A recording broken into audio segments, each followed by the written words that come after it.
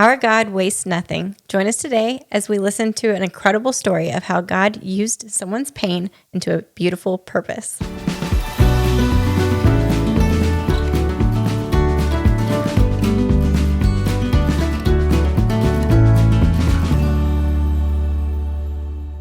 Hey everybody, welcome back to the Shield Maidens podcast. This is the place where we hope you'll come to be raised up to be a warrior for Christ, while also learning how to fight back against the enemy. And the whole time, we really just want to point you to Jesus. I'm Lindsay. And I'm Riley. We are your hosts. Thanks for listening in today. We're glad that you're here, taking some time out of your day to listen or watch wherever you're at. I want to remind you, if you're watching on YouTube, though, please go ahead and subscribe if you haven't. We'd also love to see your comments or likes or shares of anything that we have. And then if you are listening on the audio versions, we'd love a review there too. That would be really helpful. But we're going to dig right into our conversation because this is the one I'm like most excited about, I think, that we've had. We have Kelsey Decker with us today. And whenever we started this podcast. Yeah, she made your list right away, didn't she? Pretty quickly, like from the very beginning, I was like, one day I really want her to come. And I had heard your story or pieces of it at least, on another podcast. And I've been following you for a while. And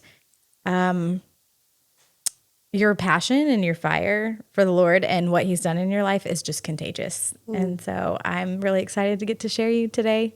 Share you. I mean, I'm not sharing you, but share your story. Share your story and what God's doing in your life with our audience. So if you want to, you can introduce yourself however you want, other than what I just said, because you have a ministry and you do all kinds of things. Thank you for having me. Thanks for coming. Thanks for she drove from out of town too. So thank you for doing that. Yeah, and just thank you for persevering because you have to do that. You have to do that with me. Somebody last week was like, "Oh, if you could just have your assistant send me da da da," and I was like, "Oh yeah, that's me. I don't have an assistant. Like that's me. Hi, I'm my assistant. I'm all the things." Yeah, so thank you for persevering. Yeah. And then when I heard it was Shield Maidens, I was like, what? Come on. Yes. I was like, yeah, we're going. Yes. Let's go. Yeah, so thanks for having me and for giving me this pillow too. I know, right? It's so comfy. Like everybody likes the pillow. I heard about that. I was like, ooh. It's my comfort pillow and I have to have it every time. I was like, future podcasts, I'm going to take a pillow. Take a pillow with you just to hold in your lap. Yes. Pillow. Oh, goodness. But yeah, so I have an organization ministry called Morning Glory Global, and we fight sex trafficking and sexual exploitation with the gospel of Jesus Christ. So we're an evangelistic ministry. We get out on the streets. We go into strip clubs, into brothels, massage parlors, red light districts. Yes, you went to Amsterdam. Yes, right? I went to Amsterdam in March, to the red light district. And then we just launched, actually, just in the past few weeks, we've launched an online outreach to online sex workers. So since COVID times, like 70% of sex work has actually gone online. And that's where the majority of trafficking is taking place now. 70%? Yes. Wow. So now we have ventured into that area too. So, awesome. I'm very passionate about it. Just helping, one life at a time, really, right? We just want to see like dignity restored and hope restored. And so if we can go in and just shine the light of Jesus and, offer some hope in the darkness, that's what we aim to do. And then really help women in any sort of situation that they need help out of, or all the above. Yeah. It's awesome. It's incredible. You share quite a bit. I mean, obviously it's probably just the tip of the iceberg, what you share on social media. But seeing some of the things, even with the online outreach that you've done recently, I know you've shared several things, how quickly there have been women reach out. And it's amazing. Like just from an outsider's perspective, to see how quickly God's working through that. So yeah, well, he doesn't do anything small in my life. Tell us about this. It's like he does everything pretty over the top. Even when I launched like Morning Glory Global, I mean, it was same thing. It was just like 0 to 60. And so same thing with this online outreach. You know, I don't know why I was shocked that it happened. Everything went so quickly. And I was just like, oh, like I should have expected that. This is how he works with you. This is how it works. Awesome. But yeah, so I essentially, the reason I got into that type of ministry and started that was, you know, it's really founded on my personal testimony. So the ministry is, and I have to tell you, Morning Glory, that was never, I actually, like when the Lord gave me that name, I was like, ew. I was like, no. I was like, no, That's not. I have wondered where the name came from. Yeah, and he gave me, it's, why all of a sudden it's leaving.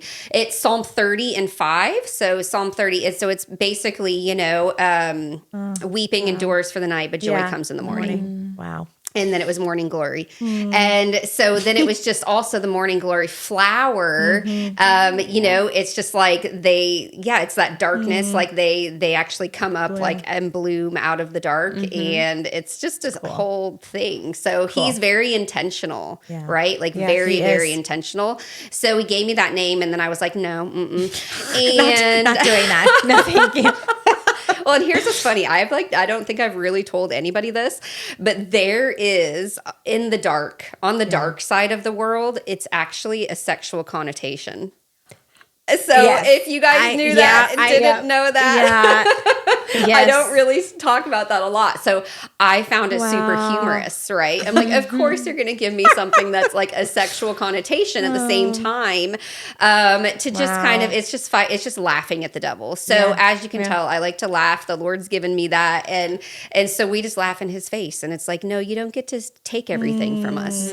Like he thinks he does. Beautiful. And we're like, no, we're taking that back. So we're taking back every, you know, like sexual connotation. We're taking back like every single thing that he has stolen from us on every level. I love that. Awesome. So that's that. It went off on a couple little tangents. I love that. There. No, I wondered where the name had come from. I didn't know. So I love that you shared that. Yeah. Definitely. So then I finally just gave in and I surrendered. All right. After I went around in some circles. I'll obey.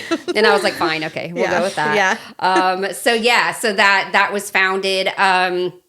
I just got saved by Jesus about 3.5 years ago. So wild to me. Wow. Yeah. So wild to me. How quickly he has just like, boom. Yes, shot you into the darkness to bring the light. Yeah. Well, and I think that's because I was living in the darkness for so long. And I think it's like he, you know, I always say I have a book, you know, I've written a couple books, but I say in there, like, I was Satan's minion through and through. And so it's like, if you think that you're then going to come into the kingdom of light and you think that God's not going to ask you to do the hard things, like he's going to ask you. He's like, no, you did all that for him. Like, watch what I'm going to ask you to do for me. Wow. And it's going to be greater, right? It's going to be greater. And it's not going to be easy. Yeah. But he's like, but I've trained you for it. That was all your battleground. So crazy. I love it. Would you mind to share a little bit of your testimony? Of where you came from? I'll do, there's no brief way to do it, but I'll definitely. You share whatever parts you want. Yeah, we'll start there. And really, I was born into like new age type stuff. Like that's all I knew for 40 years. Jesus came for me when I was 40. And so that was just all there was. You know, some people, like the new age stuff really started to, I think, kick into high gear about 10 years ago for like mainstream social media, like all that kind of stuff. And now you've got all these new age coaches. But when that came out, I was kind of like, yeah, whatever. Like, Old news. Yeah, I've been doing that my whole life. So that was just kind of my upbringing. And we were a part, my parents, when I was very young, were a part of the Christian Science Church, which is like leans on like metaphysical, right? And so, there's a Bible, but the teachings are not really fully biblical. So I won't go into all that. You can look up Christian Science. That's what I was raised in that until about 6 years old. And that's a community as well. Like we actually lived, and I bring that up because you'll see that throughout my story, there's this theme of community and how important that always was for me. And so we were in this community, actually living in St. Louis, which is interesting because that's where the Lord like took me back and like has me in the strip clubs there. So he just redeems everything, land, everything. And after we left there, we moved then back to Indianapolis. And I think I was 7 years old. Yeah, I was 7 years old when my parents got divorced.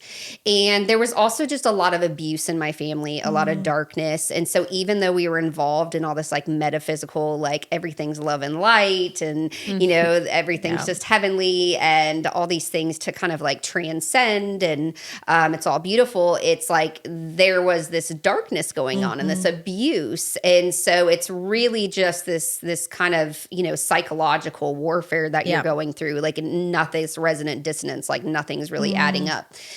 And then after my parents' divorce, like I had also been like sexually abused as a child. And so then when they split up, like I took that on as my own and I thought that was my fault. And it was just really devastating for me. I have a brother and a sister as well, but I took that really hard. Took it very inward. So by the time I was 10, I was put on antidepressants because I was so depressed, just a very anxious, very, very anxious child. I also, from a young age, was able to see into like other realms. You know, I've always been like a seer, been able to like see, hear, that kind of stuff. So that's also common for like sexual abuse victims, like as a child. A lot of like, you'll see a lot of demonic activity because you've been opened up to that. You know, you've been opened up to that kingdom of darkness. And so you'll see like shadow figures. You'll hear that is like a very common thing. So I was always seeing shadows in my bedroom and stuff. So we were living, my sister and I were living with our dad at the time. And then at 14, I got a job, like my first job, little pizzeria, right? And like rode my bike down there and we're like suburban Indiana. And while I'm there, there's like this older guy that's working there. I just saw him as an older guy. That's like how I just viewed him, right? Now I look back and I'm like, he was a 21-year-old man, right? Like that was very strategic. And so he would flirt with me and like, oh, you know, have you ever done this, done that? And I'm like super shy and I'm like, you know, all of this. But he kind of coerced me into like getting together outside of work. I snuck out one day, you know, met up with him, and there was just, you know, this whole thing that took place in the backseat of his white Ford Bronco. And it was super devastating. I mean, I was so traumatized. But after that, I, you know, again, just more trauma. And so I met another like older guy who was a senior at school. I was a freshman and I was like sneaking out. We were smoking weed and, you know, I started having sex with him and then I got caught one day and my dad, like he basically called my mom and said, come pick her up. And he put all the contents of my bedroom into a trash bag, put it on the front lawn, like all these trash bags. And then I was like sent away. And so then I was living with her and we didn't even have electricity. It was like the bad side of town. And, you know, we just didn't have much, very, very different lifestyles. And I just continued to get more and more depressed. And that's when like the voices, like I really started just doing weird stuff, hearing these voices in my head that were very much like telling me to do certain things. And so one night it was just like, there's no point in living. You know, why are you even here? So I went to the bathroom, went to the medicine cabinet, took about 800 pills. Like, it's the grace of God that I woke up. Wow. And I just thought, I'm just going to go to sleep and never wake up again. And then I did. I laid down on the couch and I thought that was it. I just wanted to leave. Like, I just wanted to not be here, right? And I didn't know what any of that meant. Like, I didn't know where I was going to go. That was never even really in my frame of reference, and woke up the next morning clearly and had to be rushed to the emergency room and all of that. So while I'm there, they start asking you questions, of course. Right. Like, why have you done this? right. Like, they're trying to get to the bottom of like, what is behind this? And so I admit, like, I had smoked weed a few times. So, okay, drug addict. Right. So she's a drug addict. So that's the label. And that's how the system just fails over and over and over. And so got that label, was sent downtown Indianapolis, put into this drug rehab on, suicide and you were like watch. 14, It was 14. Yeah. And I mean, where it's like, you can't even take a shower without somebody like watching you, right? All of that. And I'm with all these older kids. And It's so the worst place for you to be. worst place. Yeah. It's crazy. Yes. So I learn everything that there is to know about every kind of Everything. street drug and All the everything in the world, right? I think in my world at the time. So I get out of there and I graduate, had my inpatient and then outpatient for a while, switched schools. I went to 13 schools growing up. I kept changing all the time. Wow. And so I'm at school, I'm hanging out with this kind of like hippie crowd, and I'm going to all these festivals. We're starting, doing psychedelics, dropping acid was the thing back then. So we're doing all this and, had these friends. And by 16, I was like completely just hooked on cocaine, sleeping with my mom's like neighbor / coworker who's like 34.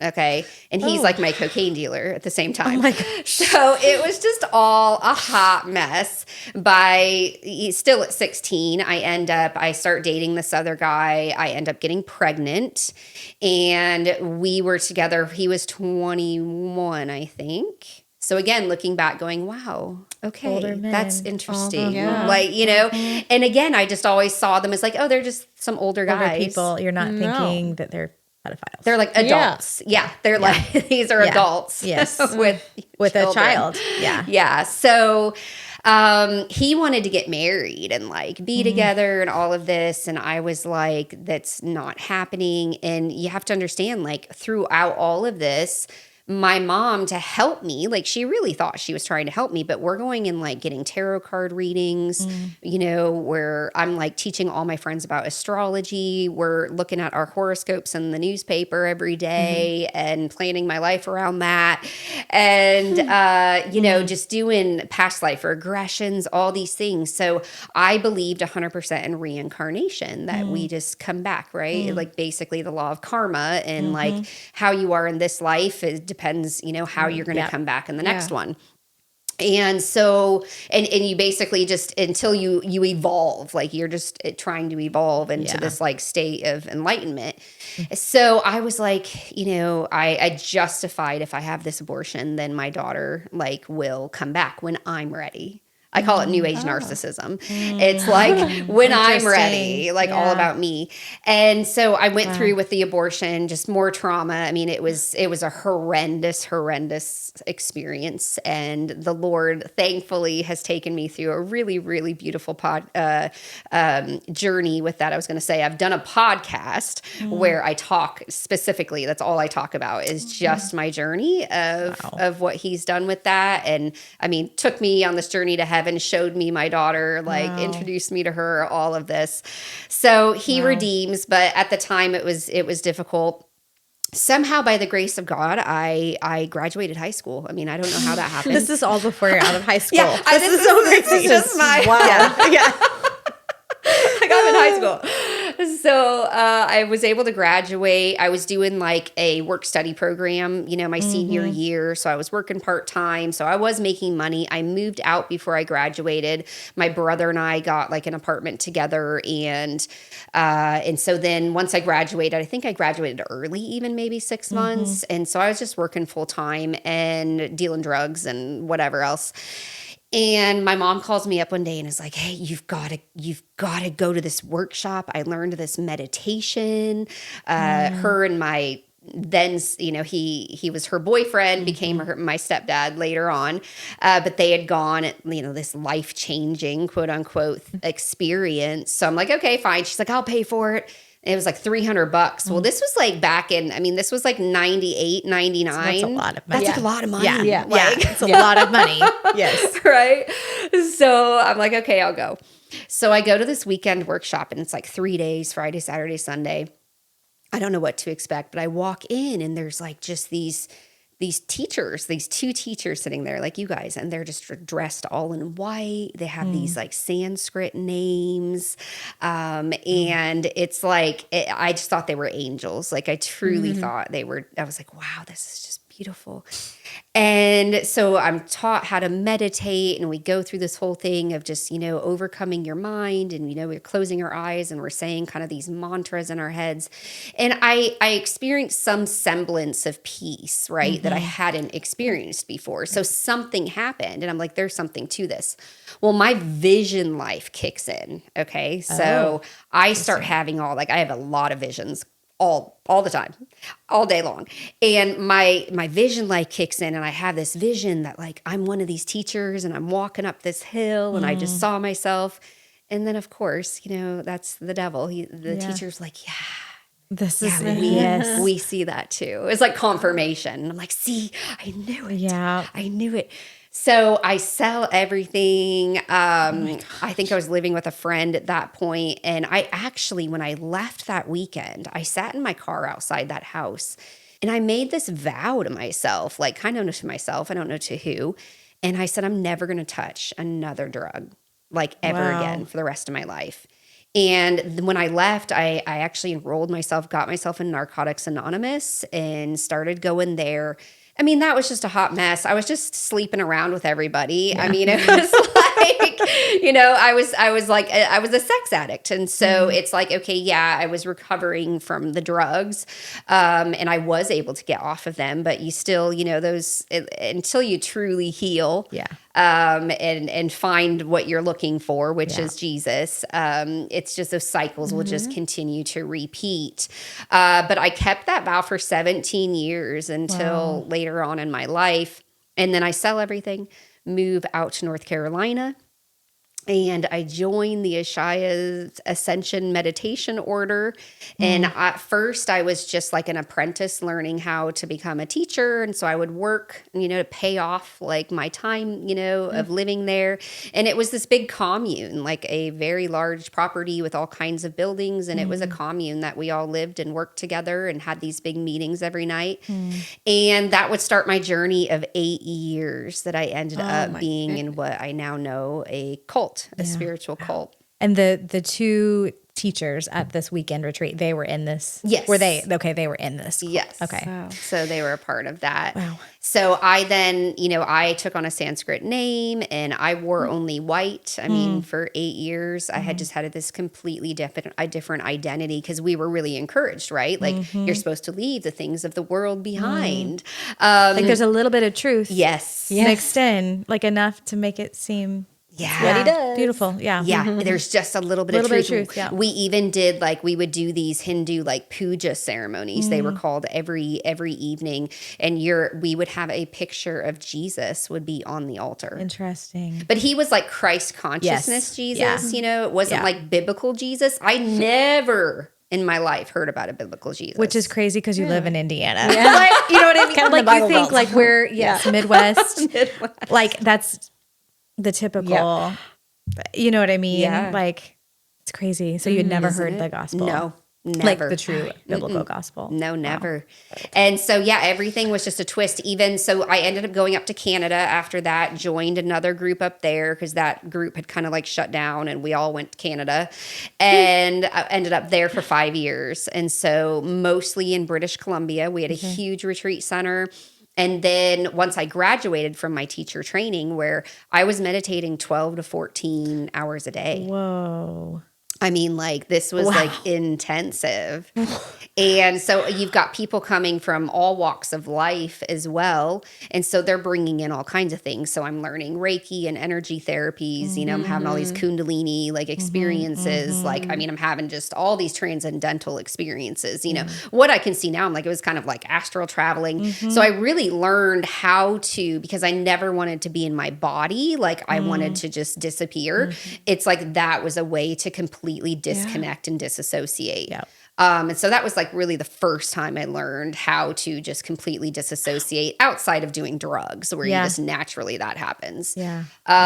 So I took vows to a teacher. Like I mean, it was lifetime vows. You take vows of poverty. You take vows of, you're giving your life up. We were encouraged not to have any communication with our family, our friends. And so you're cutting yourself off completely. We didn't, internet was like just getting going, right? So it's not like where there was no social media. There was none of that. No. Like email was like a huge deal. Like, oh, I can email now. Yeah. Like, wow. Yeah, there weren't the phones, like the iPhones. And No.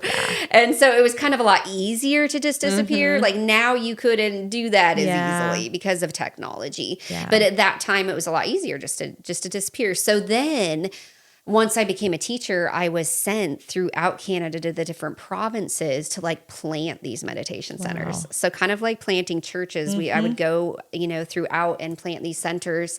And then we would even tithe. We had to tithe back 10%. Really? It was a 10%. 10%. Like just the counterfeit. Everything's counterfeit. Yeah. Twisting. So we would send that back to our teachers, right? Interesting. Isn't it so wild? And I didn't know. Right, you didn't know. Until I got saved and I was like, oh. Wait a minute. I'm like reading the Bible and I'm like, oh my gosh, so much is like, there's these weird parallels here. Wow. Yeah, very strange. And so anyway, but it was a lot of control. There was a lot of spiritual manipulation, right? Psychological manipulation. A lot of crazy stuff was going on within that cult. And my teachers started like, they would place me into relationships, which that's what I saw it as at the time. Like, oh, they're just putting me in a relationship. But it was super weird, It's just like, okay, now today you and so are together. And it was always for like these weird political kind of reasons of like they wanted to he was from that area and we would go 2 by 2 into these regions to plant a center. And so it's like, oh, so you need to be with him so that you guys can then go off and do this together. Yeah. So it was like the first time it happened, it was very disconcerting, but I was like, okay, these are my teachers. They're telling me what's best. You just do it.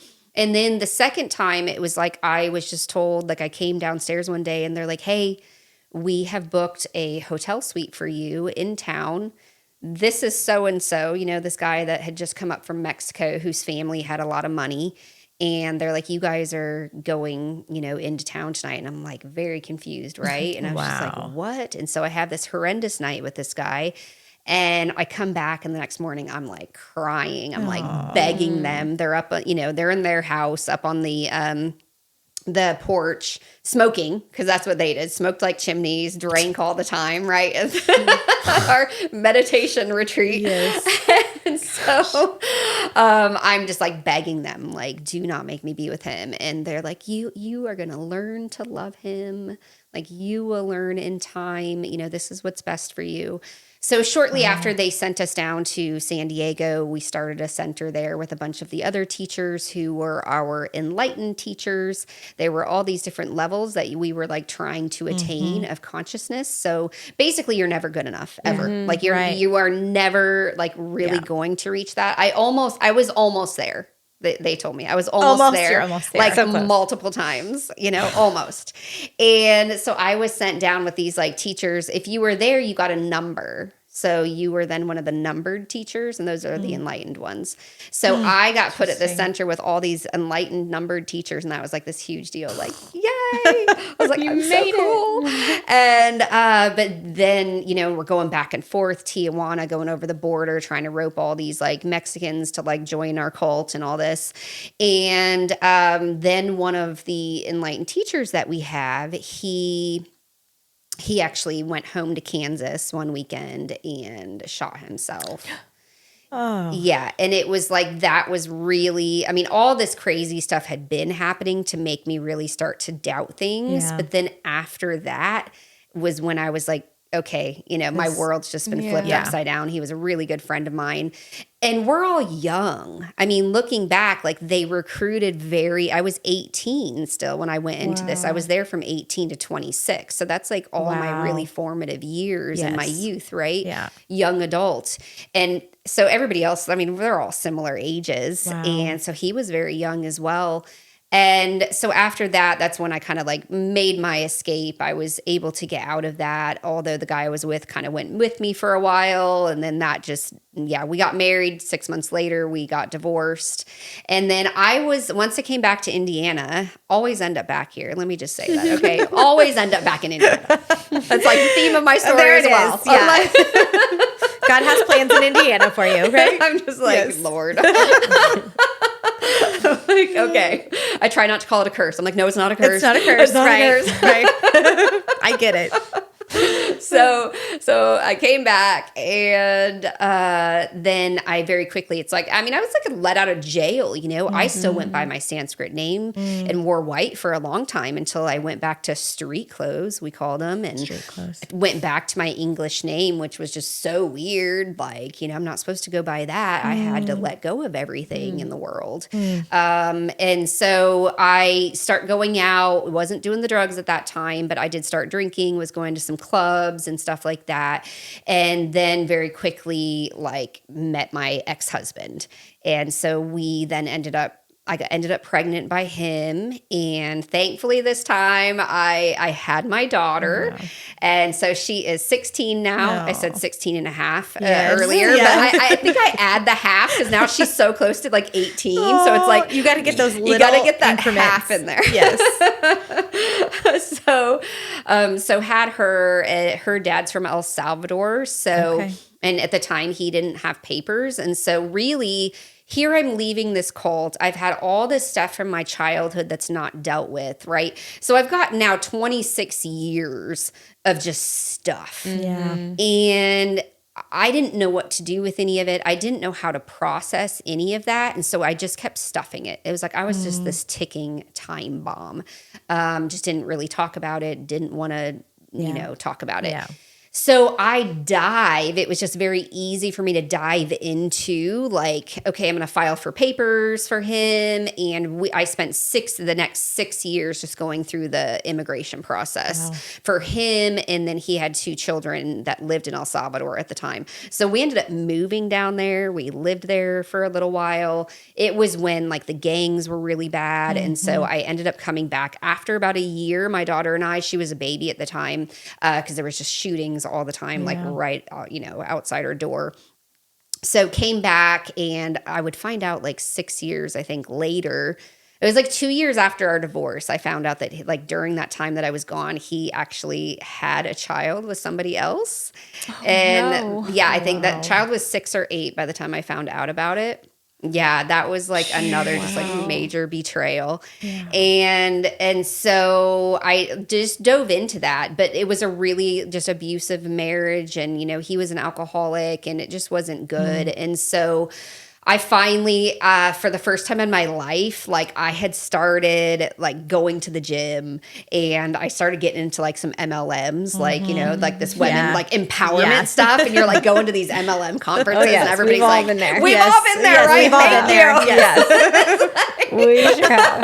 I can't be the only one. You're not. You're not, for sure. So I'm like deep in that. So I'm getting all this like empowerment stuff. And then I'm like going to this CrossFit gym, and I hadn't worked out a day in my life at this point. So I'm like, this was a huge deal. So I'm kind of gaining this confidence. And so that confidence really did give me the strength. And that CrossFit was like community, right? So again, a sense of community.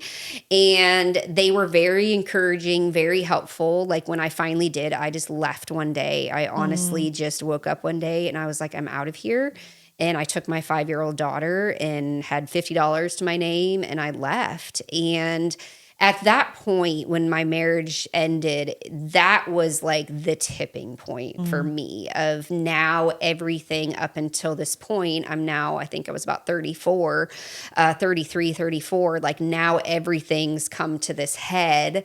And so I'm a mess. I can't deal. Like I can't deal at all. And I'm just like sobbing. I'm on the floor of, a friend's just apartment for months. And then enter in. You guys, I just want to pause and say, like, there is a redemption story in all this. I know there is. know. We haven't even gotten to the worst parts yet.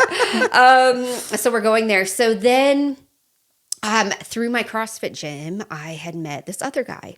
Was he older? And he was younger. Oh, okay. Change of pace. It was. So he was actually a younger man, right? Which then, like, I'm freshly divorced. I'm in my 30s, right? Yeah, so a feeling younger good. guy, Yeah, like, yeah. feeling good about that. Like, so I think he was in his 20s, like late 20s. And so he introduces me to this other whole new world that I had just never heard of before. And it was this whole another kind of cult community, like underground, dark web society type stuff of BDSM, which is an acronym for bondage, domination, sadomasochism.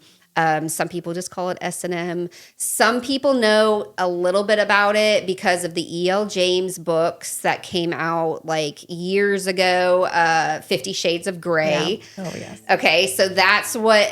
Like where it became sort of like people learned mainstream about it. Yes. But before that, it like really wasn't known. So, and I think that was even maybe... Before I met this guy, I had read those books. And so I'm just kind of like piecing that like together. You read them and then met him? Yes. And so I had read those like when I was struggling in my marriage. Those came out and it was just like, I mean, it's just porn, right? It is porn in it's word a book. form. It's just, yes, but it's just porn. And it like stirs something in you. And like you're very dissatisfied with your life. It's like I'm just this, housewife and I'm just highly dissatisfied. So it did something. So then when this guy introduces me like kind of to that scene and I dove into that for several years, and it's going to sound completely insane what I'm going to talk about. And it is.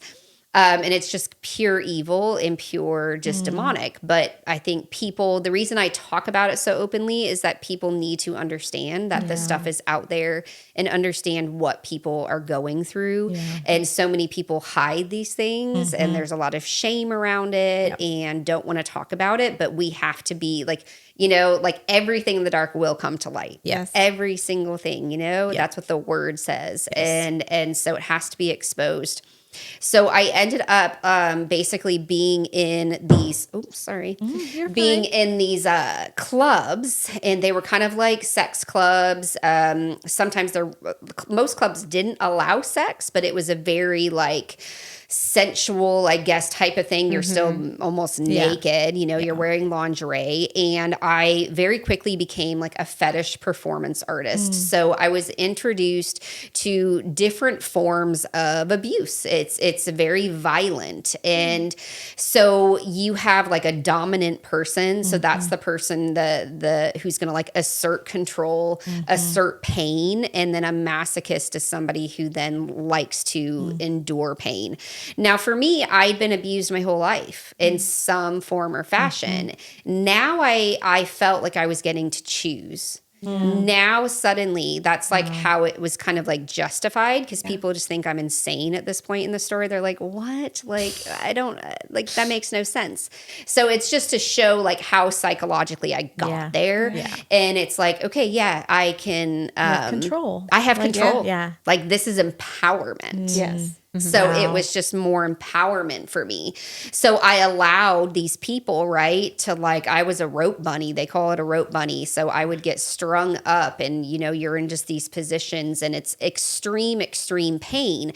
And the whole point is to push yourself to the where you can go without dying, basically, as far as you can possibly go. And so, it was also a way that I could disassociate. So we go back to the wanting to leave, not wanting to be in my body. So in order to be able to endure that type of torture, I could then get into, it's called a subspace. I could get into this space where I'm not actually here, right? Until you come out of that, you come back, and then it's like, shoo, you're dealing with the consequences of it. It's very intense, but it's also a very euphoric place to be. Like there's a place that you get to beyond yourself, and it's just euphoria. Wow. And so I became very addicted to this, and I was very like, quote unquote, good at it. And where I really first got my introduction was at a club out in Atlanta. I was out there for work, because you have to understand, through all of this, I'm living this total double life. Like I'm doing like all a normal this stuff. life. Yeah. Yeah. Like I've now got my own apartment. I'm now, like my daughter's with me half time, her and her dad and me. We shared custody like 50-50. So when she wasn't with me, then this is what I was doing. But I also had a job. My mom had a holistic health center. I worked there for years. But I was wearing like long sleeves in the summer and always covering up, because I would have these bruises, all over my body. And so coming back from Atlanta, then I, kind of got well known in the clubs here in Indy. So I was involved with all of that, like I said, for a few years. And then a friend reaches out, and she's like, she was in that scene as well, BDSM. And there's also a website. So there's a website for this. We call it like Facebook for kinky people. And so it's a fetish website where you go on, and it's like it's set up just like Facebook. Social media forum, basically. It's a social media forum. But you're posting, the pictures are going to be pornographic. And, like I would post then my pictures of whatever, scenes we were doing and that kind of stuff. And so I knew somebody, there were all kinds of people I knew from that. And that's who you would hear about events and stuff. So she said, well, Kelsey, did you know, because she knew I was like dating, seeing people, all of that kind of stuff. And she's like, you can just get on this one website. And she's like, you can get paid to do that. And so this is the type of thing that this is very, very common in college and universities, especially those towns, because it's a very kind of like easy, quick way to make money. And you're making good money. And most now are very promiscuous anyway. And so it's that idea of like, well, I'm already doing this.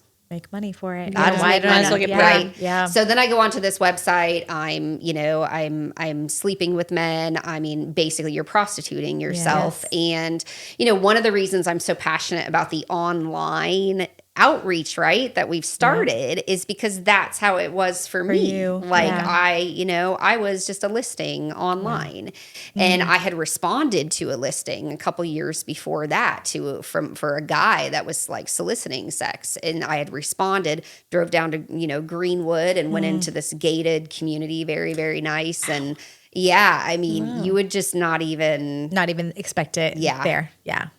But it's in all like every neighborhood. Trafficking is taking place in every single neighborhood. It's horrible. Across the entire nation. Like you cannot hide from it. Like it's hidden in plain sight. Wow. All of it is hidden in plain sight. So I'm on this website. So I finally, after all of that went on, maybe about a 4-year stint, I was also building up my big, New Age coaching career at the time, because that's when then everything took off on social media. And, the New Age was the big thing. So I was like, I'm going to become this, high-level coach. You're going to charge $14,000. Crazy amounts of money. Insane. They convince you that that's, actually okay to do. Yep. Yes. This is what you can do with Mammon. I've seen it. Yeah. And you're just obsessed with I need to make this money. Yeah. So I'm sleeping and I'm making money from sleeping with men to do these big coaching, to pay for all my trainings. So I was getting trained in all kinds of practices. I have done over 150 types of New Age, occult, witchcraft practices throughout my life. Always practiced witchcraft. I was introduced into blood blood magic at 18. Like, we're going to talk more about that. And so I'm doing all this stuff simultaneously. So I finally quit after I like had all the money that I needed and had done the certifications. And I quit of my own accord. Like, I was actually able to do it. I just got to a point where I was like, I can't. Like, I literally can't do this anymore. I just felt like disgusting. I just felt so disgusting. And so then a friend, I was leading these like women's goddess circles in Indy. Like, I was very well known, like in the New Age community. And that's why you say, like, you're like, but Indiana, but there's also this other side. Yeah. It's We haven't been to that side of Indiana.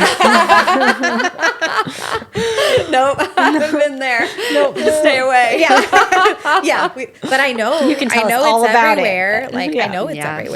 Yeah, it really is. And so then this woman was like, you should write a book. She's like, you've had just this wild life. You should write this book about it. And she was a book coach. So she took me through this process, and I was like spiritually coaching her in exchange, right? Oh my gosh. Yeah. I still have some of like my old live videos on Facebook of like when I was this like spiritual coach. It's wild. And I had this bright, like hot, bright red hair, like Jessica Rabbit hair, like and super long. Yeah. It was like, my daughter's like, I can't look at those pictures. I'm like, me neither.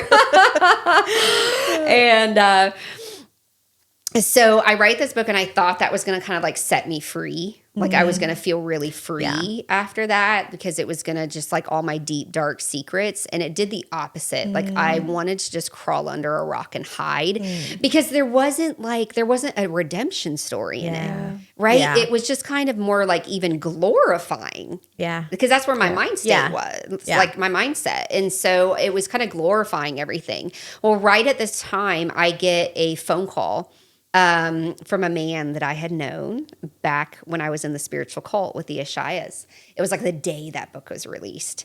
And I mean, it was like, an Amazon bestseller, all of that.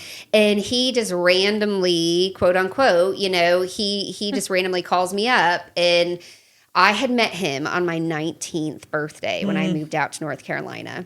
And we ended up being in a relationship for about a year together. And he was 30 years older than me. Oh. So I was 19, he was 49. He introduced me to the blood magic, like, and so But we you got may into have that. to explain that for some, I don't know if our audience would know anything about that. Like, I mean, and I've heard of it, but I don't know. So there's different kinds. There's Okay. different kinds. There's like human blood. And so there's like human blood, human sacrifice.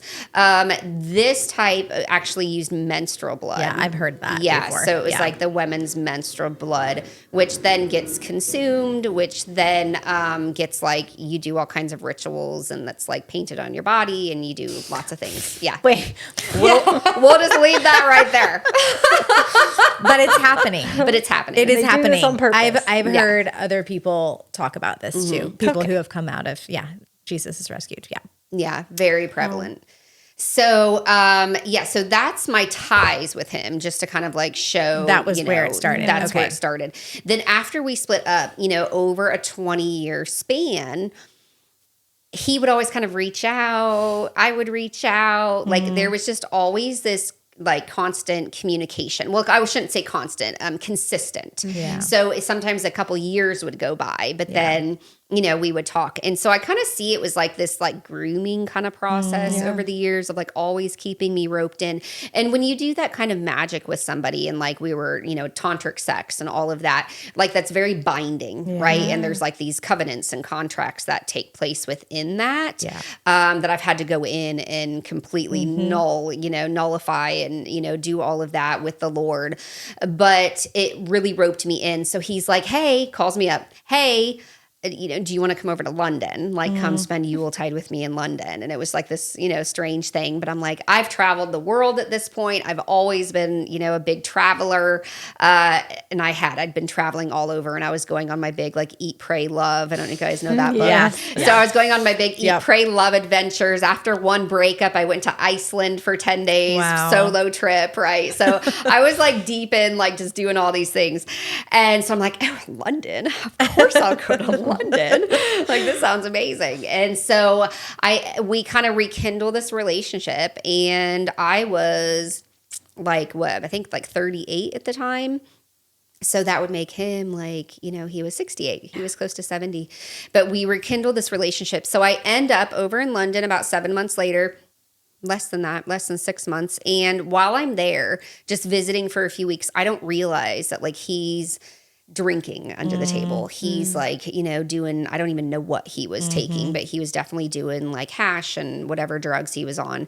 And so we are out and we're in this like, we rented a car and we were out in this little tiny town and he gets drunk and attacks me.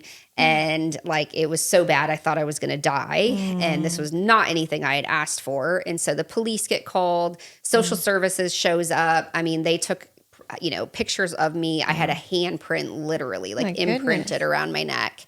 And so we go back though the next morning. This is how crazy, like, and again, I share these things because people are like, this is all totally nuts. But like, this is the mindset when you go, well, why didn't she just leave? Yeah. Because that's the number one question people ask. Why didn't she just leave? Yeah. And there is so much going on psychologically, so much spiritually to get you like hooked and roped in. Absolutely. And so I go the next morning after, well, this was morning. By the time the police left, a few hours, I like show up at the police station and I'm just like, okay, I'm here to like bail him out. And they're just looking at me like, honey, go away. We're not going to let you see him. Like, this isn't happening. Do you know what kind of record he has? I'm like, yes, I know everything about him and I love him still, that kind of thing. Yeah. And so I kind of like, they wouldn't let me. So I left. And then sure enough, like he's telling me even like, just leave, just leave, just leave. And I'm like, no, you don't mean that. You don't mean that. And so I end up back in London and we make up and it was this whole thing. I'm under this total spell from the enemy. Like, I think it's because I always say, for me at least, the enemy knew, like he knew his time was running up. And so this was where it was a full out assault, like a full out war. And he was doing everything. If he hadn't already, he now was. Yeah. So I come back to the States and this also happened in March of 2020. Oh gosh. The perfect time, right? I don't know what's significant about that. So it was just total chaos everywhere. Wow. So we had this whole plan that I was going to go back and we were just going to buy some land and I was going to take my daughter with me. And, we were just going to escape all of this craziness and we weren't going to do anything of what these governments were telling us or, all of that. It was like that mindset. Well, I came back and my daughter wasn't going anywhere with me. And, just none of that was going to happen. I was total fairy tale. So I ended up leaving her with her dad. And he's like, yeah, you should go. You should follow your dreams. You should just go. And I'm like, okay.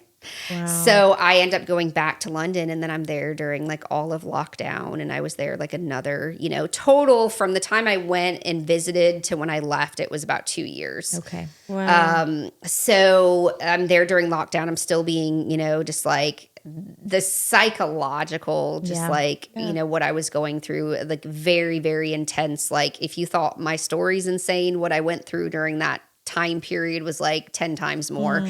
And he like was helping me like study demonology. He introduces me to like demonology. The same man, right? The same man and how like, it's not just all love and light. Like he's finally the dark side. He's showing me this dark side. Even though I've been experiencing the dark side, I'm still thinking like, oh, everything's just this light, enlightened. Though. Yeah. Still trying to attain this enlightenment. And then he was still going to be the person to help me attain that. So he was trying to get me like exorcisms and do all this stuff because he's telling me how demonized I am. Oh. Yeah. Wow. Yeah. Wow. It was totally crazy. Okay. And he had also like, he was the biggest occultist. He's been in like secret societies in London. Like he's had his own cults, like grew up very, very traumatic upbringing as well. Witchcraft in his family from Africa. And so at the same time, he was brought up on the Bible, like simultaneously. Which is so crazy. I've heard this from other people who have been brought up in the occult, that they are also raised in a church and like they have this whole front. Yes. which is wild to me. So he would like pray in tongues in the other room, like very like demonically, right? Like it was this demonic thing. But he's trying to, it's this spiritual thing. Yeah. And he's like screaming and shouting scripture. I mean, this man just screamed 24 hours a day, like 24 hours a day. Like it was just constant fighting. And like the neighbors, I mean, everybody, like they would come and check on me, right? Like they knew it was just a mess and how like off the rocker he was. So the police came a couple other times. And then finally, there's a breakthrough. He can't get off the floor one day because he had all this back pain. We are smoking weed like there's no tomorrow. We really just didn't think there was a tomorrow. And we're doing DMT, like really intense psychedelics, again, to attain enlightenment, to rise above all this consciousness stuff. And he cries out to Jesus one night. Okay? Whoa. So random. I didn't know this at the time, but he tells me later that he had cried out to Jesus one night, and he's like, if you exist, then, show up and heal me. Yeah. Well, the next morning he like gets up off the floor and he has some kind of healing, right? So he's like all excited. He's all gung-ho. He starts going to church. He starts like getting rid of all his books. He's trying to sell all his occult books at the occult bookshop, right? I'm like, oh my gosh. You should have just burned them all. But, we were both avid readers. So we've just got like a whole just living room full of books. And it was just this whole like complete turnaround. I wanted nothing to do with it because I'm like, you're just psycho. Like I want nothing to do with this. And then finally, one night though, 6 p.m. service at this church, he had tried to get me go in the morning. I had thrown a fit. Like I completely demonically manifested. Like at this point, the voices in my head were so intense I couldn't even hear. Like I couldn't distinguish between my own thoughts and like these other thoughts. I was banging my head, literally like slamming my head against the wall to like get them to stop. I was like clawing at my head, like wanting to just rip my hair out.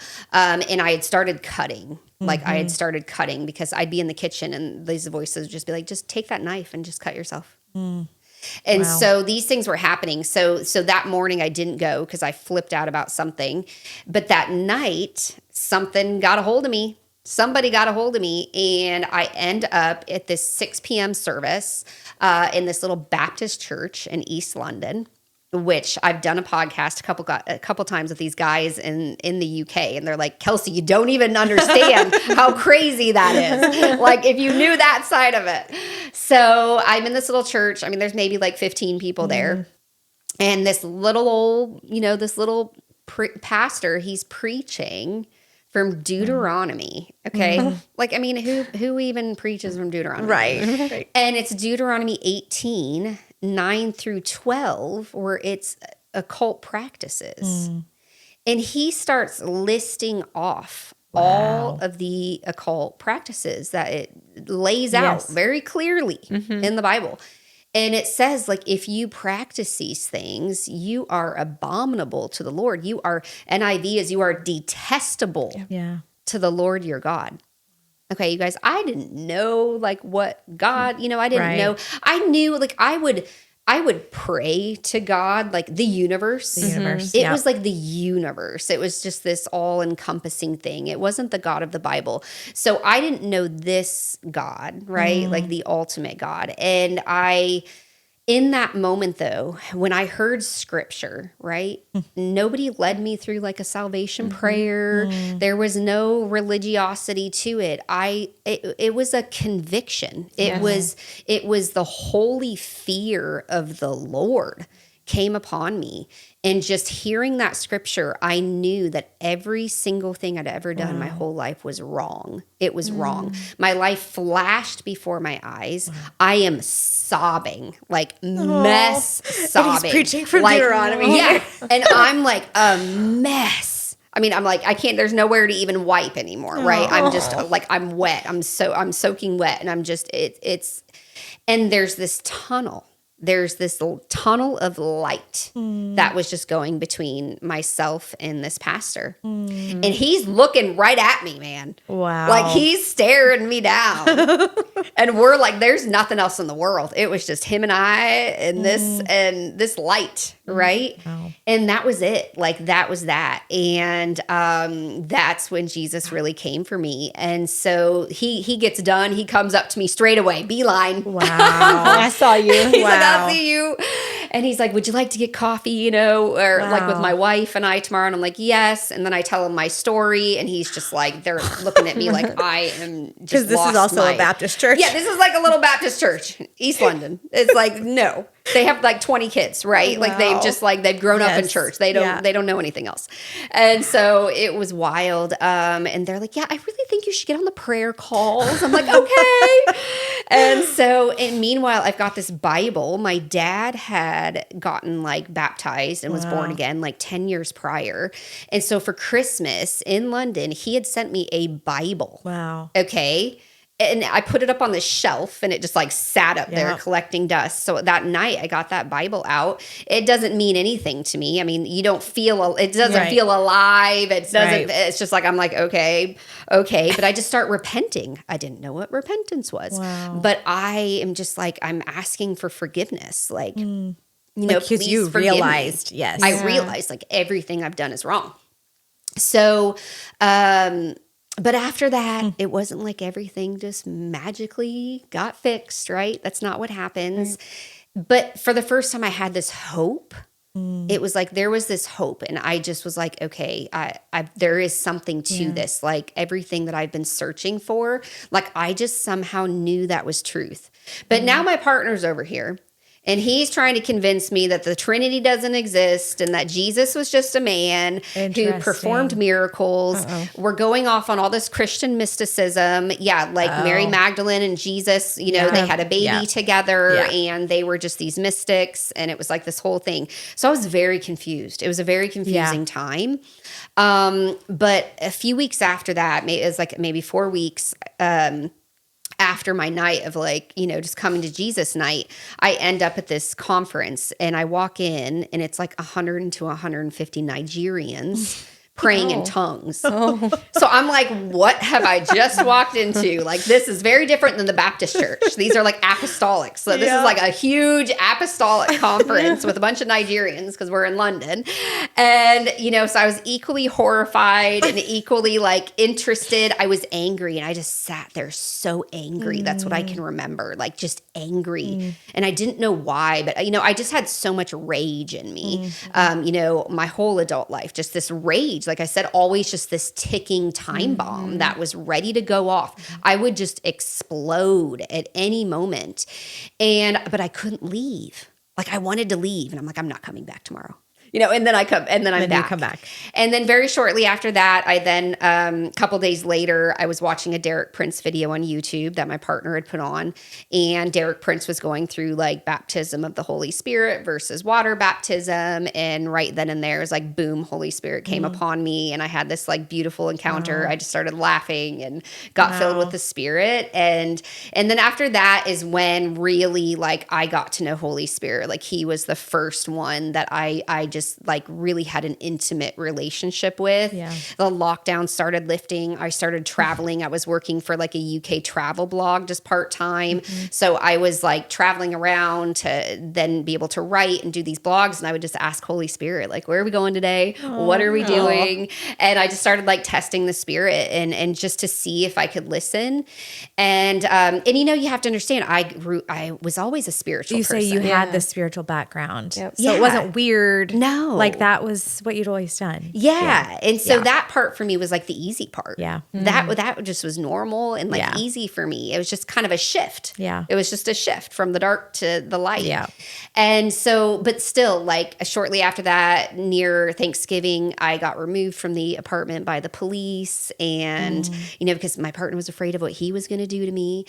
And 5 days went by. I'm staying with a neighbor who's chain smoking, and she's got cats who I'm allergic to. And I'm laying there and I'm like, God, Help. like what? Like I thought you were supposed to help me. Little did I know he was. He's the one who took me out of that apartment. Yeah. And I went back 5 days later. And so then we have Thanksgiving together. Oh, we're so grateful and all this. And then months went by, and both the churches that we were involved with, like I left because they were all encouraging me to leave this relationship. The Baptists, like they invited me to go live with them because they're like, this is not good. The Apostolics were going to buy me a ticket back to the States, one-way ticket back, like all these things. And I just was not ready. Like I was not ready. I wasn't set free yet, you know, fully. So I got saved October. And then the following February, we get invited to this conference a couple hours north of London. And at first, I wasn't going to be allowed to go because he had woken up, my partner, and had this prophetic dream, which indeed it was prophetic.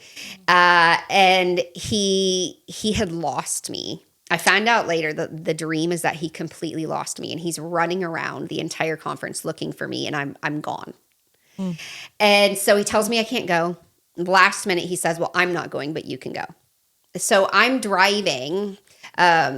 I'm driving up there and I'm praying in the car, and I'm like, okay, Lord, like I've been baptized in the Spirit, but I want to be water baptized. I want to know what that's like, but I'm not going to do it. I'm being super cheeky. And I'm like, but I'm not going to ask, I should say. I'm not going to ask for it. You make it happen. And sure enough, the pastor comes up to me at lunch and he's like, hey, a little birdie tells me that you've never been baptized. Wow. He goes, change your clothes. It's in an hour. So I'm like, okay.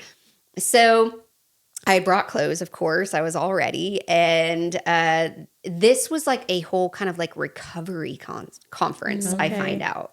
So these were all like super broken people. Like God just really ordained this. Like there were people that I could relate to and all of that. But I'm all shy and I'm like by myself. I don't know anybody. And they all knew each other. But it was all these various ministries coming together. So I get in line. There were 12 of us that got baptized that day. Okay. And they asked us to give like a 60-second testimony. Mine's like on YouTube somewhere. It's like a hot mess.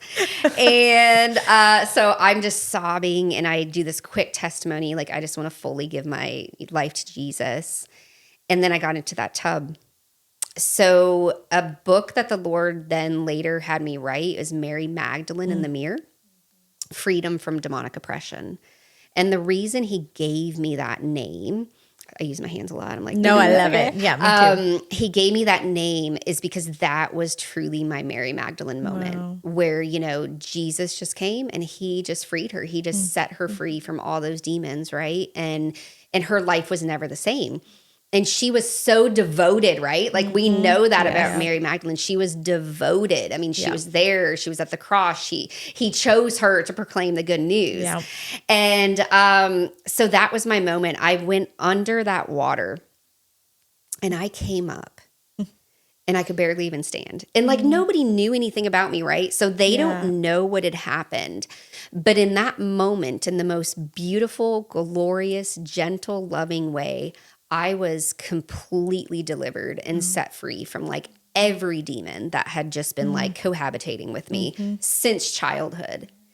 And I like stumble out of the water. I can't even stand up. And I sit down and I just remember this deafening silence. Wow. For the first time, probably. So for the first time in my life, it was just silent. And this little man behind me, he's like, honey, don't you want to go upstairs and change? You're all wet. It's cold. So I finally get up, you know, and then there was this woman waiting in the hallway. I'd never seen her before in my life. And she's just standing there with her arms open.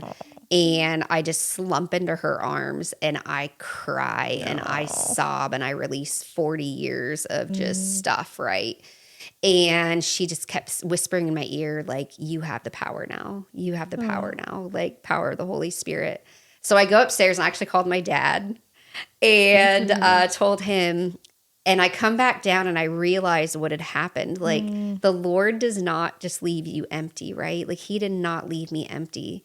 So in that moment, he had like poured that oil of joy, like doused me with joy and just filled me back up, you know, with that joy. And so people were like flocking to me. Like it was like a moth to a flame. Like people were just like, what is going on with her? Like, we don't know her, but they just kept talking to me. And I'm just like, I don't know what's just happened. And so I finally, a couple days later, I couldn't go back right away because I just wanted to stay in my bliss bubble. But I did end up going back to my apartment. And when I was there, I'm going to take a drink of water. I hope you don't. No, you're fine. Scoot around here. Like, my lips are getting dry.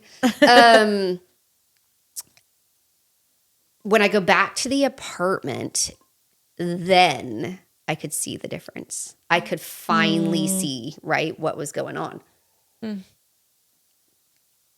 So before I was demonized. The apartment was demonized. He was demonized, all of that. I go back and now I'm like, oh, you know, I'm like, Lord, I can't be here. Like, I can't be here.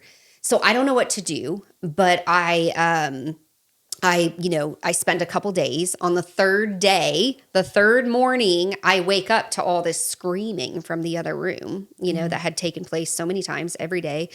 And I just thought, never again, never, ever, ever, ever again will I ever put up with this.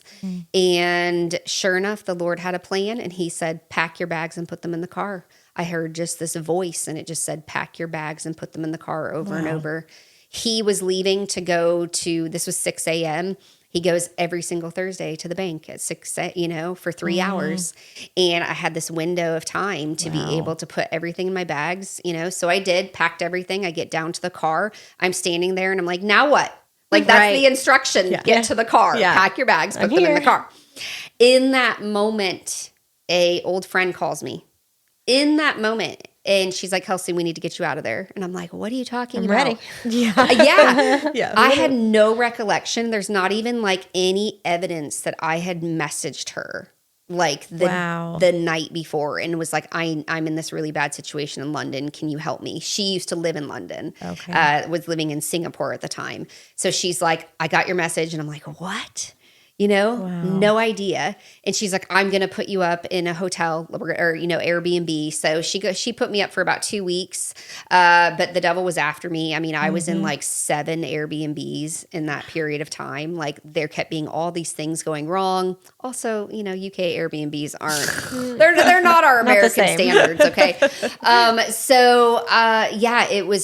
It was wild, but I connected with this church, with the woman who was like, I cried with, and who held me, and they discipled me, for the rest of that month. And then for the next year, even after I came back to the States. So I came back a month later because the Lord convicted me to come back and reunite with my daughter, make things right. I come back and I'm living in a hotel because my family wants nothing to do with me. I don't have friends anymore. They're all from my former life. And it's just me and Jesus. And that's when I got to know the person of Jesus, was during that time. And I needed him to be all these various people for me, right? Yes. I need you to be this in my life, my provider, my protector, all of that. And so that was when like my love affair with Jesus began, and I really got to know him. And that's when he told me 2 things, he said, you will be ministering to strippers, prostitutes, and women who have been sex trafficked. Wow. And I thought that was going to be years. Yeah, right. You're not thinking right away. And I'm like, either, I'm a hot that's also mess. A lot. I'm living in a hotel. I don't even know how I'm going to pay for this on Friday. Like, money would just supernaturally show up in my bank account. That's it incredible. was just wild. $600 a week to stay in this place, right? And he provided everything. And so I wasn't thinking ministry. And then the second thing he said was, he gave me Mary Magdalene in the mirror. And he said, you're going to write this book and you're going to redeem the last book, And he said, you write this book and I will provide everything for you. And I didn't know what that meant, but I was like, I need everything right now. Right. So it was so funny when that book came out. I'm like, I hit publish and I'm like, okay, Lord, it's time. Give me all everything needs to be here now. You said you were going to provide everything. That's how it worked, right? I love that. And then it was like 6 months later that I ended up, like, I kept getting these words from people, like randomly, who didn't know anything about this, but they're like, hey, have you heard of this like human trafficking recovery center out on the east side? And I was like, okay. So I ended up going out there with my daughter, took a sex trafficking 101 class, and the woman who leads the class had a strip club ministry. That is crazy. I'm crying. Like, that's how. I'm like, God told me I'm supposed to do this. My goodness. And so that's how I ended up in strip club ministry. I went out with her for about a year, got trained up, and I do not recommend this for everybody. I have had people leave my team because they're not healed enough to go out with me. But that is what the Lord did for me. He healed me through my ministry, and he continues to heal me through the ministry and through everything that I do. So then I went down to Florida. Another woman reached out to me and she said, I want to help you take your ministry to the next level. There's more to experience like in the clubs and with this. And I'm like, okay. So I go down and I get trained by her down in Florida, and it was just a whole different experience. Wow. It was like the power of God. It was like, it was like salvations, deliverances, like, people falling out on the floor in the strip clubs, like, like power of God. And I was like, this is it. This is what I want. So I came back, founded Morning Glory Ministries, and then we did that, started going out into the strip clubs in Indianapolis. Interesting thing about Indiana is that we are saturated with strip club ministries. Okay. Really? Bizarre. This is the first one I've ever heard of. Oh, really? Yeah. There's one here. Maybe multiple ones here, but I know there's at least one here. Super saturated. Did not know that. So, it's just like out of everything. It's like, well, that's a good thing. Yeah. But I went out a few times here, had a team, and then my teammate was like, she just couldn't do it. It's a really intense ministry. Yeah. So I took a month off. I have a publishing company as well. And so I was like getting a couple publishing gigs. So I was just working on, that stuff. And then that's when I got an invite out to St. Louis and to speak at a church. Cause I'll go to churches and different places and share my testimony. And so I go and speak at this church, and that's when I get this little download of like, hey, you're going to be starting a strip club ministry here. So for a year, I went back and forth. I mean, sometimes every 3 to 4 weeks, I was going out there and doing really intense ministry. And we just saw, the favor and fruit during that season was like, so supernatural. Nothing like it I've ever seen in my life. And then seasons come to an end, right? Seasons come to an end. And so I'm going out there next weekend, but I'm not going out as frequently because the Lord has kind of like moved me on to do some other things, the online outreach, and I'm getting more into like the sex trafficking field and working with some different organizations as far as like rescue and investigation and stuff. Wow. So it's... Wow. I'm like, I don't even know what to say. There's so much That's there. common. No, and I even knew, like I knew a lot of, I probably didn't know everything, but I had heard at least parts of your story before, and it's just, it's incredible. I am blown away just by how quickly the Lord, like you said, it's only been 3.5 years since you were saved, and how quickly he's given you this ministry and grown it and just shot you into it. I think it's amazing. And it hasn't come without its hardships. Well, that's one thing I wanted to just to touch on, and I'm sure you have questions. I don't want to stop you, but I know you've mentioned it even in posts, just like the warfare, the spiritual warfare, going into the clubs, and all the things. Like how do you battle that? Yeah, and it's funny. Like going into the clubs is not the battle. Like that's almost like the easy part because there's the glory of God and the anointing comes on you. It's like when a preacher gets up, pastor, you get up and preach. It's like if the Spirit is on you, you can do that. And we have so much favor in the clubs. It's what happens afterwards, and it's what happens going into it. It's like I'm feeling this intensity right now because I'm going, because we haven't gone out in St. Louis in a few months. And so, I can feel it building. There is a crescendo happening. Like it is building, or we're getting to the crescendo. And so yeah, you have to know. And you also just, I've gone through a lot of inner healing, right? And so I've had to do that, and that's been in a fast track as well. Yeah. So I have not just had like an easy ride. I mean, there was a time period where I lived with my mom and my stepdad for a little while because they had custody of my daughter at the time. And so they're still very seeped in like new age beliefs and all that. So there was a lot of attacks going on. I was asked to leave because I was just too in love with Jesus. And I was talking about Jesus all the time. Now we've all reconciled and we're all in a good place now, but that, happened very quickly. Yeah. And there was another time, even after I left theirs, I was basically like couch hopping, couch surfing. And I was living with somebody. I was back in hotels. And this is when I'm like, I'm in ministry. And I'm like bouncing around. I have nowhere to live. I had no car for 18 months. Like this is the stuff that like nobody like knows or sees what goes on. Really I was going things. through this like massive custody battle between my mom and my ex-husband and, all of that. Like all of that was taking place. My daughter was being attacked, like a lot of stuff going on. But I just knew what God was calling me to do. And I just knew that I had to continue to persevere and not give up. Because if I gave up, like, oh man, I could just so easily just get sucked right back in, to the darkness at that point. Now I definitely feel, I've got that firm foundation is established, but then I was still just so, recently saved and delivered. And it's like, I'm on fire for God, but it's still just kind of like all new. And, so it was a really intense time period, but like God just sees you through. And then finally it's just like through the obedience. Like I truly believe it's through the obedience of like, no, you're going to go to St. Louis, like whether you want to or not, like you're going to go this weekend, whether you have money or not, you're going to go.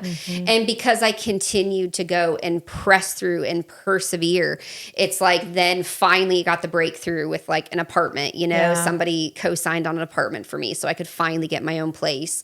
And then, I was like gifted a car, which then ended up having to have a lot of work done to it. But I was gifted this car. And so all these breakthroughs happened. And I mean, it was just last Christmas. I mean, I didn't even have furniture in my place. And so then I think I had posted about that because we had helped this dancer. Yeah, I remember this. We had helped her. And I really want to make a video about that.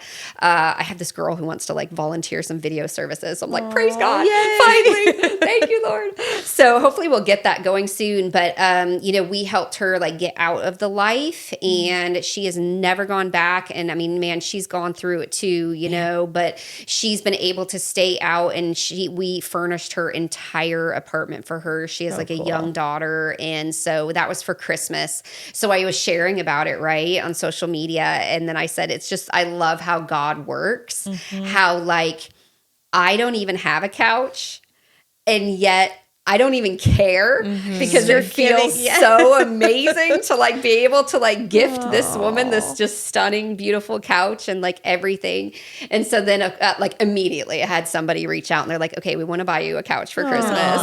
And, just was like gifted several things. And so now I, like everybody else, have way too much stuff. And that happened quickly. And then, I mean, just last month, so then my car broke down, a couple months ago. And I was like, I'm not putting one more dime in this car. It was an old car.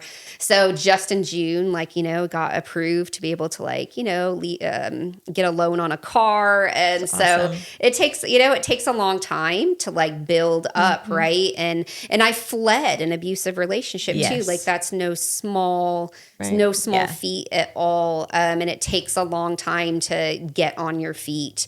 But through all of that, again, it was like a lot of hardships, but I think when you're doing the Lord's work and you're doing really what he's calling you to do and you just praise him, like it's just praising him, worshiping him, just constantly giving him the attention over what's lacking and what's wrong.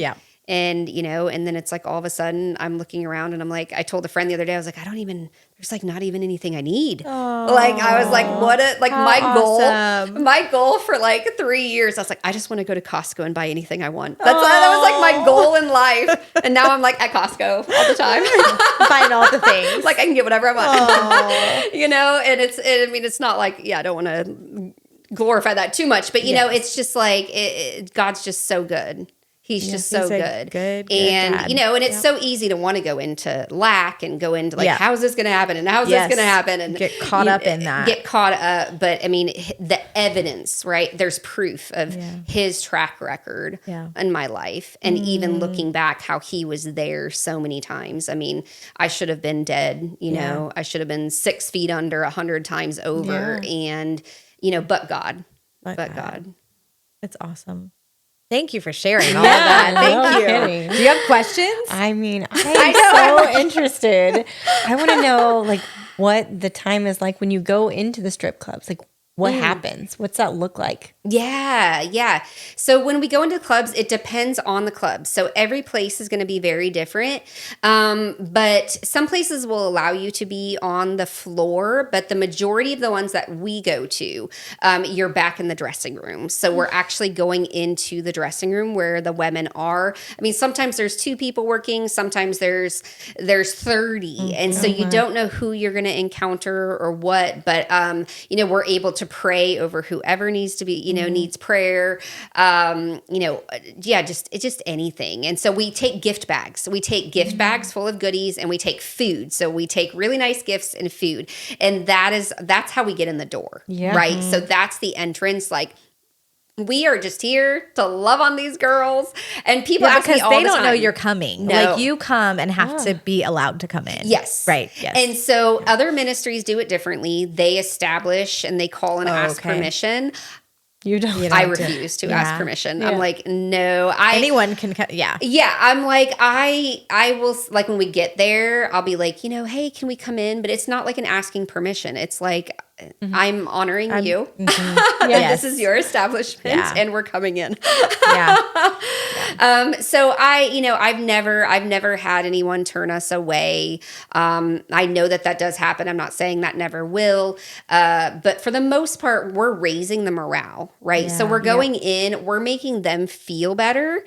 And if they're feeling better and they're in a better mood, they are going to perform better. And so people are like, well, wait a minute. Like, why would they let you come in? Because, you're showing them right from wrong. And it's like, okay, we are there 20 minutes maybe, right? They're not leaving the club with us that night. Right. Like there's some sort of expectation that the church seems to put on these women that we don't put on anybody else. That like we're supposed to walk in and they're just supposed to walk out with us. Walk out with you. That night and boom, everything's great. Yeah. But if you just listen to my story, I mean, how many times did I go back and back and back and not leave and not leave? And so we are all on a journey. Everybody's on a journey. People are lost. I mean, it doesn't matter if you're a dancer, a stripper, or, you're just regular Joe, like you're lost and you have to wrestle. Everybody goes through that wrestle with God. Everybody has to work out their salvation.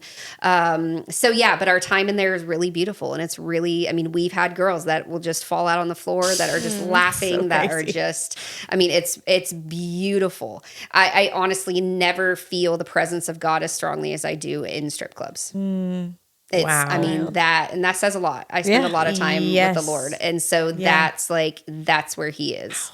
And so when you see that that's where he is, I want to only be where he is. Yeah. And if that's where he's going, I want to be there. Yeah. I love that. And you do, I don't know if you still do it. Don't you do like a text devotional? They can sign up to be on like if their phone number and be on like a text devotional that you send out. Okay. Yeah. So we'll collect their phone numbers. Again, that's something kind of specific that we do. Yeah. I know not all ministries do that, but we do that. So that way we can keep, keep up with them. And that way, if they do need anything, right? Like then they're able to get back to us. Yeah. And that's how we ended up helping the girl, move into her apartment, because she reached out and was like, do you know anybody that, do you have any resources for like rental assistance or rent deposit? And so then we go from there. And so now we've got girls, like when I go next week, I'm going to have lunch with one of our dancers who, she had a baby.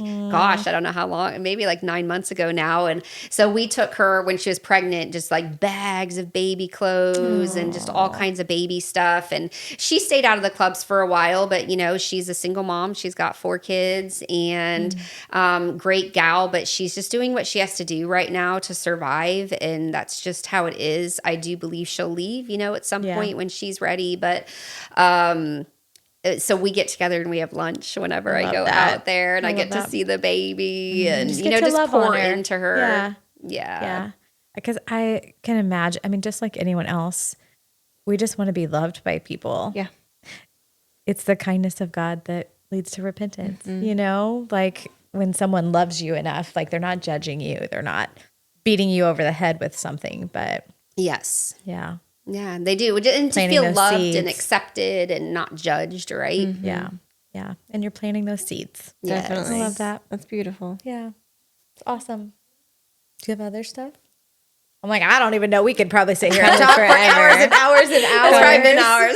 I don't know how long it's been. But I really appreciate you sharing your story and what you're doing. And we can link definitely like to anything you want us to link to, to your ministry, Absolutely. your books. Yes, absolutely. Because you have 2 books, correct? Yeah, so I did, So after that, that horrendous first one I did, then the Lord has me, right. He redeemed into that one. He redeemed it. Well, and think about like the training you got of how to write a book. Yeah. That's exactly It came from that. And then that's Like, why he had me start a publishing company as so well. cool. So it's like he wastes nothing. nothing. I love it. So so after that first one, then he had me write another one, and that one actually was like a complete just download one day when I was on a walk, and I wrote it in 7 days. Whoa. Really? Yeah, that whole book.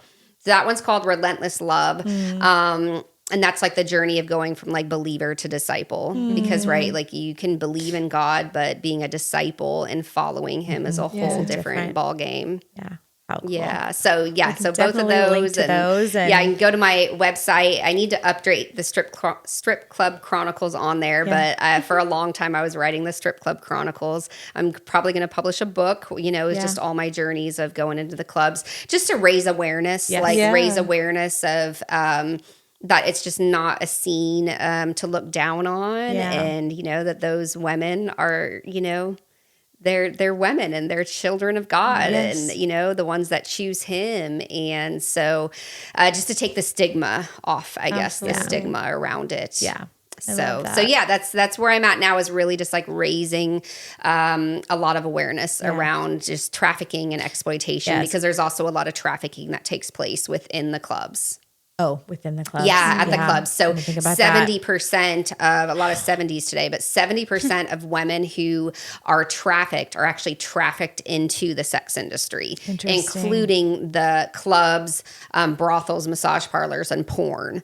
So that's where they end up. So there's a lot of it that takes place in the strip clubs. Wow. Yeah, so that's why it's like, when we meet people, that could be the one chance, the one time that we get, because often what they do is they bring them in groups, and they'll be at one club for a little while, and then they move them on to another club. So they keep them rotating in different cities even. They'll take them to a different city. I can only imagine all of the stuff you've learned, because you just went to like a huge conference for trafficking, and wow. I was just at 3 anti-trafficking summits in 6 weeks. Oh my goodness. Yeah, in Ohio, Pennsylvania, and California. Okay. Yeah, so definitely have been learning a lot. I really, really recommend if people want to get involved, because that's how people are like, how can you get involved, right? It's like, well, multiple ways. Support ministries who are in the fight. Already doing it. Like support those ministries. Yeah. That's a huge part. But there's an organization, the Association of Recovery of Children. They're phenomenal. They have a 6-day training where they literally teach you everything. I mean, everything you need to know, but how to even like start your own rescue operation. Wow. And so that's, I would go and do it again. It was so good. And then also the Shared Hope International. Okay. So I actually I just got my certification kind of yesterday, but to be an ambassador for Shared Hope International. And they are very like nationally renowned for their like work in the justice system. So a lot of the governmental stuff and passing bills and helping with all the laws and stuff like that.